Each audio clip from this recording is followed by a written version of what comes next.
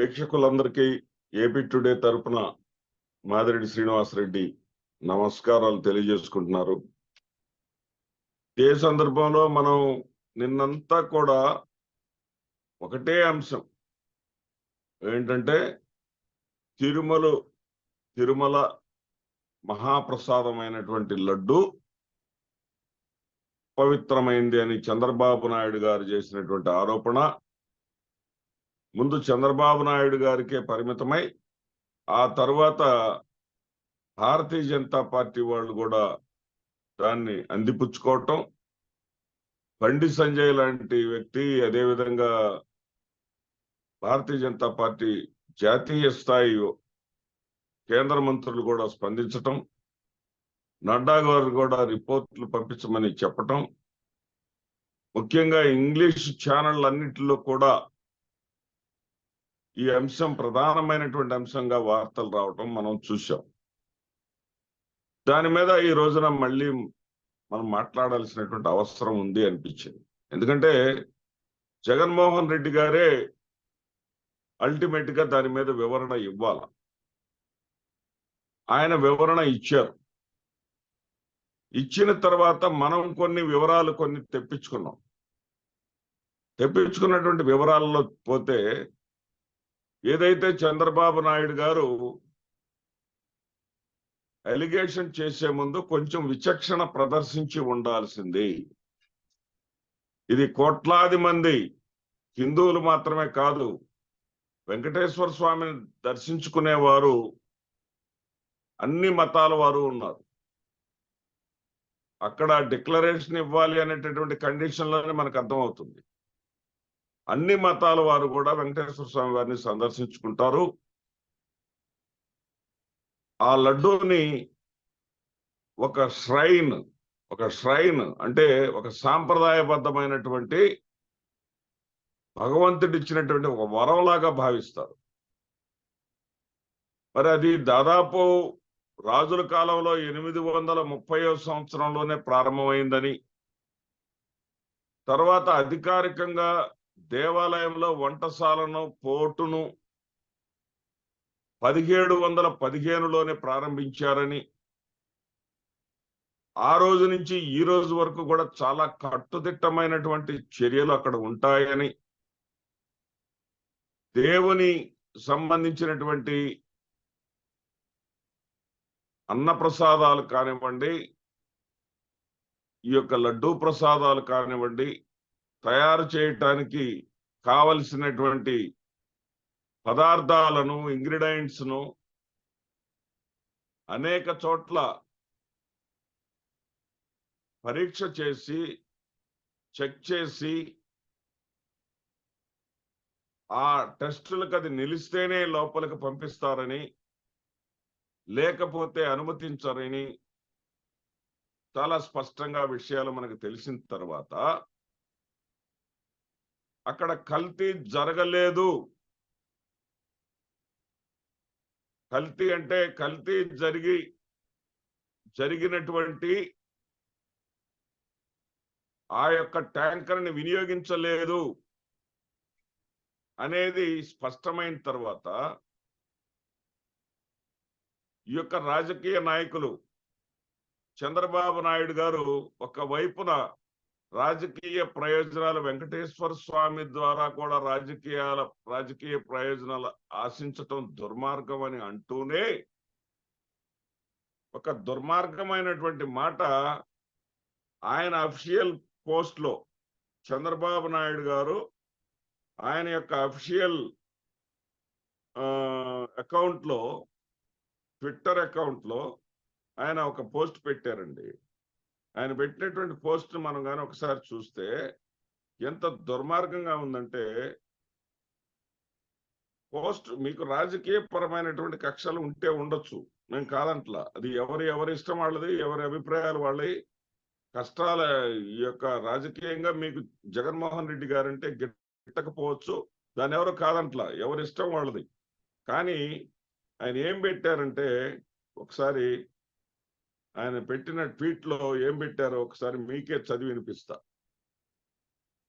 జగన్మోహన్ రెడ్డి అనేటటువంటి క్రూరుడు హిందువుల మనోభావాలను దెబ్బతీస్తూ శ్రీవారి ప్రసాదమైనటువంటి లడ్డూలలో గొడ్డు మాంసము, పంది కొవ్వును వాడటం భక్తుల మనోభావాలను దెబ్బతీయటం క్షమించరాని నేరం. ఇదండి ఆయన పెట్టింది.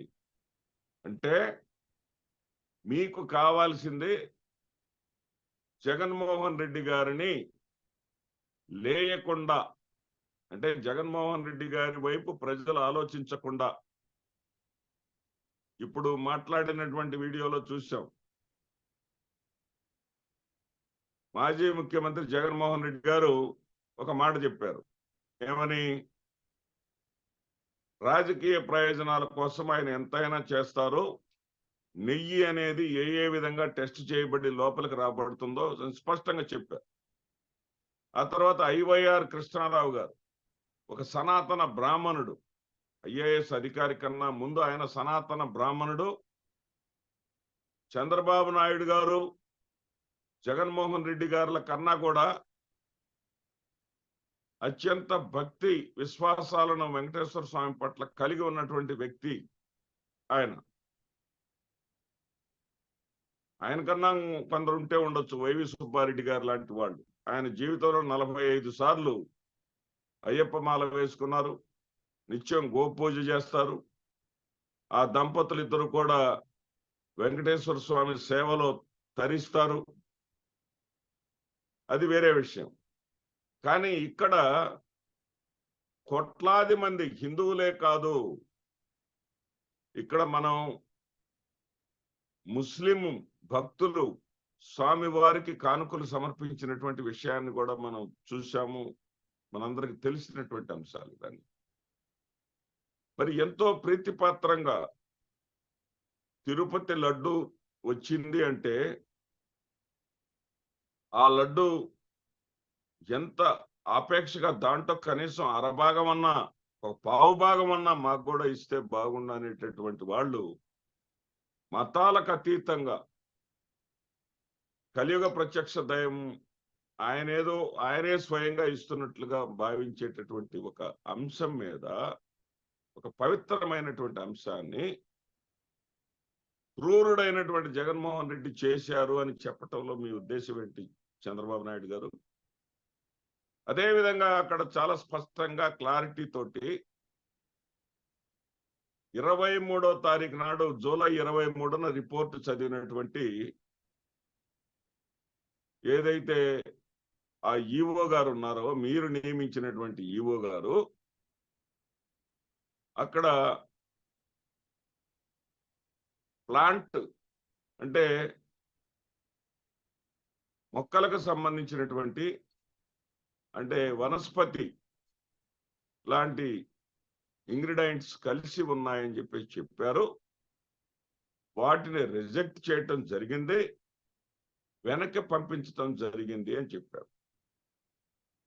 ఈ వెనక్కి పంపించడం అనేది ఆ క్వాలిటీ NABL టెస్ట్ తర్వాత కూడా NABL సర్టిఫికెట్ తోనే ఏ పదార్థమైనా సరే తిరుమల కొండపైకి వస్తుంది.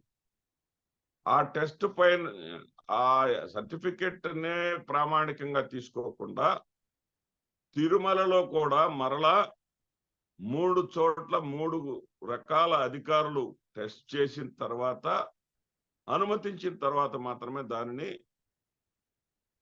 ఈ యొక్క వంటకంలో ఉపయోగిస్తారు. ఇది వాస్తవం. మరి ఆ ట్యాంక్, దాని గురించి నిన్న చంద్రబాబు నాయుడు గారు ఎంత ఘోరమైనటువంటి ఆరోపణలు చేశారు. క్రూరుడైన జగన్మోహన్ రెడ్డి, ఆయనకున్నటువంటి పగ, ఆయన మీద ఆయనకున్నటువంటి భయం, జగన్మోహన్ రెడ్డి గారి మళ్ళీ ప్రజల్లోకి వస్తే తన ప్రభుత్వం కూలిపోతుందనేటటువంటి భయం, ఆందోళన ఆయనకుంటే ఉండొచ్చు. కానీ ఆయన ఏమన్నారు? 5 ఏళ్లుగా మేము ఎన్నోసార్లు విజ్ఞప్తి చేశాము. అంటే కన్నార్పకుండా అబద్ధాలు చెప్తాడు జగన్మోహన్ రెడ్డి గారి మీద చంద్రబాబు నాయుడు గారని మనం లోగడ నేను చాలా వీడియోలో చెప్పాను.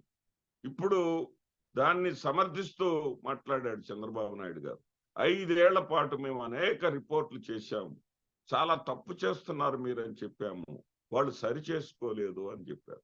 అంటే మీరేం చెప్తున్నారు? 5 ఏళ్లుగా భక్తుల చేత అనకూడదు. ఎందుకంటే మీ పచ్చ మీడియాలో రాశారు కాబట్టి మేము తప్పనిసరి అనాల్సి వస్తుంది. గొడ్డు మాంసం, పంది కొవ్వులతో కూడినటువంటి ప్రసాదాన్ని తినిపించాడు అనే విధంగా మీరు మాట్లాడారే. ఎంత అపచారం చంద్రబాబు నాయుడు గారు, ఎంత అపచారం ఇది. మీరు మాట్లాడారు. కానీ వాస్తవాలు మీరు చెప్పిన మీ నోటితోటే కంపెనీ పేరు కూడా చెప్పారు. AR Chennai, AR company from Chennai అని మీరే చెప్పారు. తీరా ఆ కంపెనీ పూర్వపరాలని మేము ఎంక్వైరీ చేస్తే మాకు తెలిసింది ఏంటంటే అసలు ఆ కంపెనీ ఇంతవరకు తిరుమలకు సప్లై చేయలేదు.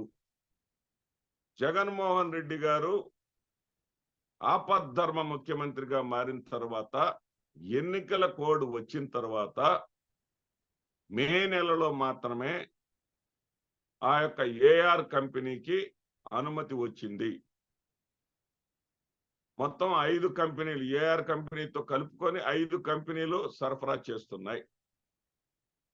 మరి మిగతా 4 కంపెనీల మీద ఏ రోజున కూడా కంప్లైంట్ రాలేదు.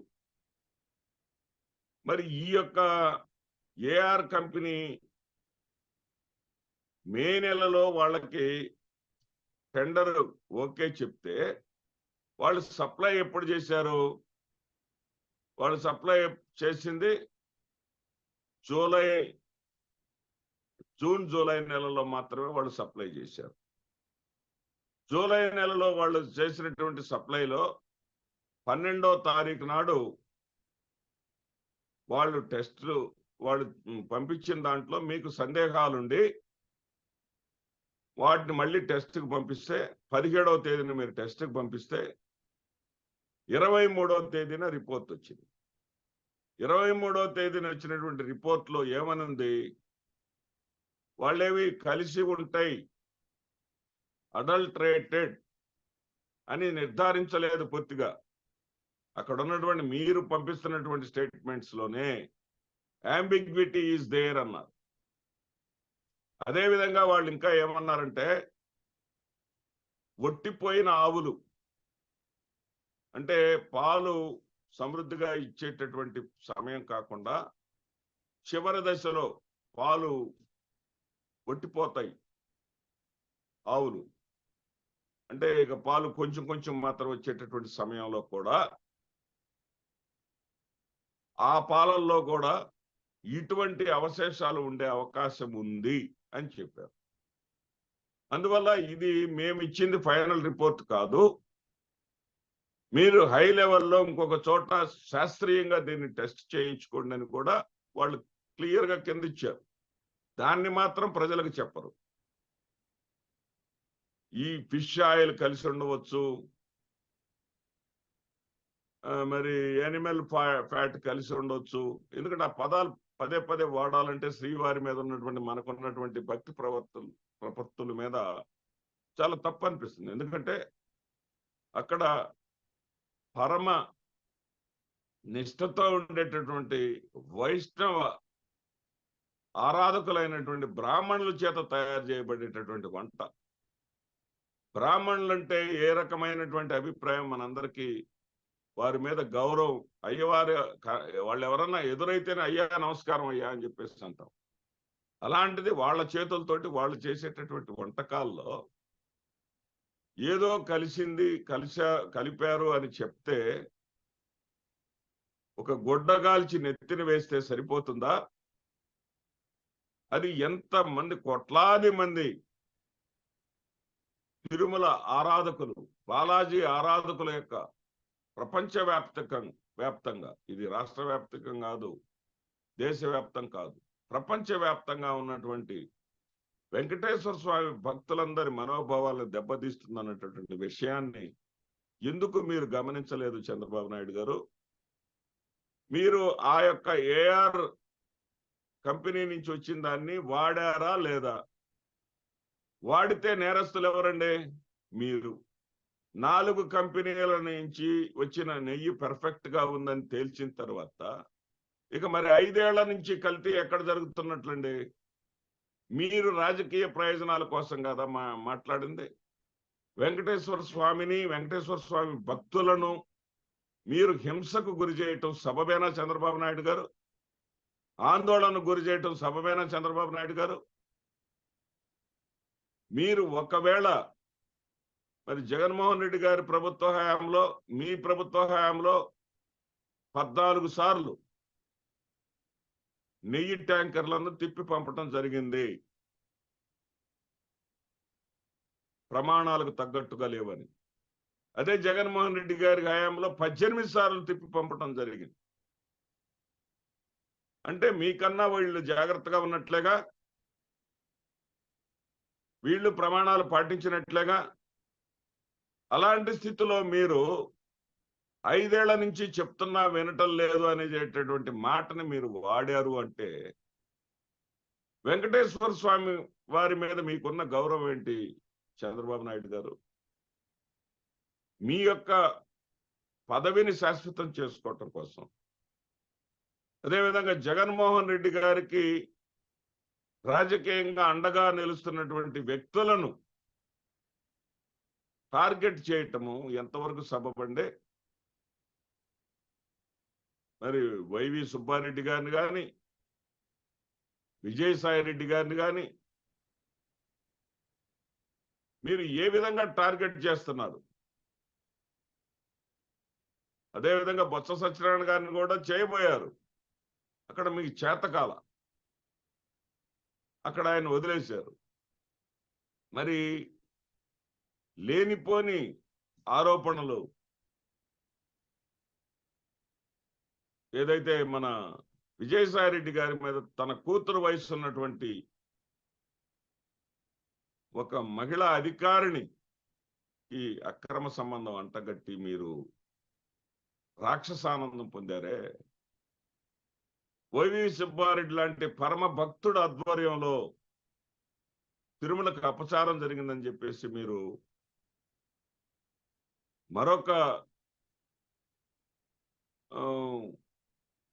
రాక్షసానందం పొందటానికి మీరు ప్రయత్నం చేస్తున్నారే.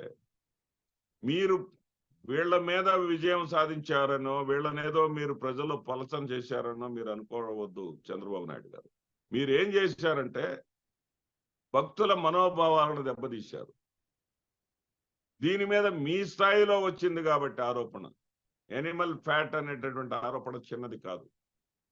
ఆ రిపోర్ట్లో ఇచ్చినటువంటిది ఏంటంటే ఎనిమల్ ఫ్యాట్ లాంటి అంశాలు, ఫిష్ ఆయిల్ లాంటి అంశాలు ఉండే అవకాశం ఉంది, కానీ ఇది ఫైనల్ రిపోర్ట్ కాదు, ఇది పై స్థాయిలో మీరు శాస్త్రీయంగా టెస్ట్ చేసుకోవాలి అన్నారు. ఆ శాస్త్రీయంగా మీరు ఎక్కడికి పంపిస్తున్నారో పంపించండి. అసలు ఆ నెయ్యిని వాడలేదు అంటే అక్కడ సమస్య అయిపోయింది. వాడి ఉంటే మీరు నేరస్తులు, వాడి ఉంటే మీరు నేరస్తులు. ఎందుకంటే జూలై 23వ తేదీన శ్యామలారావు గారు, మీరు నియమించినటువంటి ఈవో గారు, జూలై 23వ తేదీన ఇక్కడ మొక్కలకు సంబంధించి, వనస్పతికి సంబంధించినటువంటి అడల్ట్రేషన్ జరిగిందన్నారు. తర్వాత మీరు మాట్లాడిన వెంటనే మీకు సపోర్ట్గా మీ యొక్క మీడియా మొత్తం కూడా ప్రజలను, భక్తులను భయాందోళనకి దేశవ్యాప్తంగా గురి చేసింది. తర్వాత మీ ఆదేశాలు వచ్చి ఉంటాయేమో, మరి శ్యామలరావు గారు ఒక సిన్సియర్ ఆఫీసరే ఆయన, అయినా కానీ మీ ఆదేశాల ప్రకారం పనిచేయకపోతే ఆయన ఉద్యోగం ఊడిపోద్ది అనుకున్నారేమో. ఆ ఫిష్ ఆయిల్ అనే మాట అతని నోటి వెంట మళ్ళీ రప్పించారు మీరు.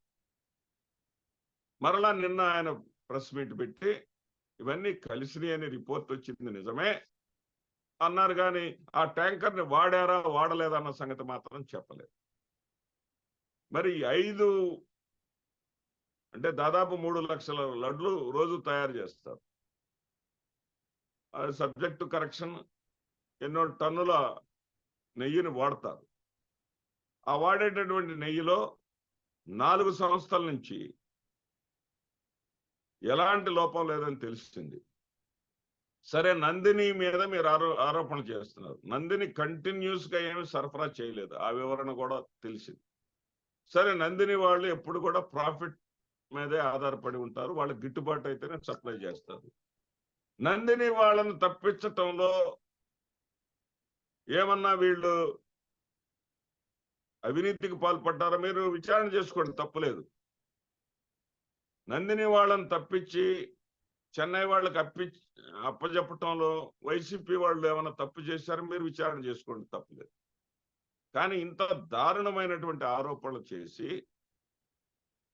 ముఖ్యమంత్రి స్థాయిలో ఉండి మీరు ఇంత ఘోరమైనటువంటి ఆరోపణలు చేసి భక్తుల మనోభావాలను దెబ్బతీసి ఆ భక్తులు తిరుమల వెళ్లాలంటేనే భయపడే విధమైనటువంటి పరిస్థితులను కల్పించి దీనికి శుభం కార్డు వేయకపోతే ఆ పాపం మీకే తగులుతుంది చంద్రబాబు నాయుడు గారు. ఎందుకంటే మీరు త్వరగా సిట్టింగ్ జడ్జి తోటి వేస్తారో మరి లేకపోతే ఆ టెస్ట్లు అనేవి సాంకేతికంగా శాస్త్రవేత్తల చేత, ఎందుకంటే మీరు ఏదో చిన్న మీకు నచ్చిన వాళ్ళ చేత రిపోర్ట్లు ఇప్పిస్తే కాదు. ఇది రాజకీయాలతో ముడిపడినటువంటి అంశం కాదు. ఇది మీరు రాజకీయ ప్రయోజనాల కోసం జగన్మోహన్ రెడ్డి గారి మీద ఆరోపణలు చేసి ఉండొచ్చు, కానీ ఇది రాజకీయ ప్రయోజనాలకి రాజకీయ అంశం మాత్రమే కాదు ఇది. ఎందుకంటే తిరుమల అనేది చారిత్రక ఆధారాల ప్రకారం వేలాది సంవత్సరాలుగా ఉన్నటువంటి పరిస్థితి అక్కడ భక్తుల మనోభావాలకు కూడినటువంటిది. ప్రజాస్వామ్యం వచ్చిన తర్వాతే టంగుటూరి ప్రకాశం పంతులు గారు మొదలుకొని నీలం సంజీవ్ రెడ్డి గారు మొదలుకొని బూర్గుల రామకృష్ణారావు గారు, ఎన్టీ రామారావు గారు, మీరు, రాజశేఖర రెడ్డి గారు, జగన్మోహన్ రెడ్డి గారు, ఇంతమంది ముఖ్యమంత్రులు వచ్చారు. మీరు వస్తుంటారు, పోతుంటారు. కానీ వెంకటేశ్వర స్వామి భక్తులు మాత్రం ఎల్లప్పుడూ అలాగే ఉంటారు. వెంకటేశ్వర స్వామిని నమ్ముకుని నేను కూడా ఒకడిని. మాలాంటి వాళ్ళ మనోభావాలతో చెలగాట వాడొద్దు మహానుభావ. మీ రాజకీయ ప్రయోజనాల కోసం మీరు టెస్ట్ చేసిన తర్వాత కూడా దాంట్లో డిఫాల్ట్ ఉందని తెలిసిన తర్వాత కూడా ఒకవేళ దానిని వాడి ఉంటే ముమ్మాటికి మీరే నేరస్తులు. ఇది లేదు దాంట్లో టెస్ట్ చేశాము దాన్ని వాడలేదు అని చెప్తారా? చెప్పండి. లేదా వాడి ఉంటే హై లెవెల్ శాస్త్రవేత్తల చేత, హై లెవెల్ టెక్నాలజీ ఉన్నటువంటి సంస్థల చేత దానిని టెస్ట్ చేయించి ప్రజలకు క్షమాపణలు చెప్పండి. ఎందుకంటే మీరే వాడారు. జగన్మోహన్ రెడ్డి గారు 18 సార్లు అలాంటి కల్తీలో ఉన్నటువంటి వాటిని వెనక్కి పంపించారు. మీరు వెనక్కి పంపించకుండా వాడి ఉంటే, జూలై నెలలో వాడారంటే మీరు వాడినట్టే కదా.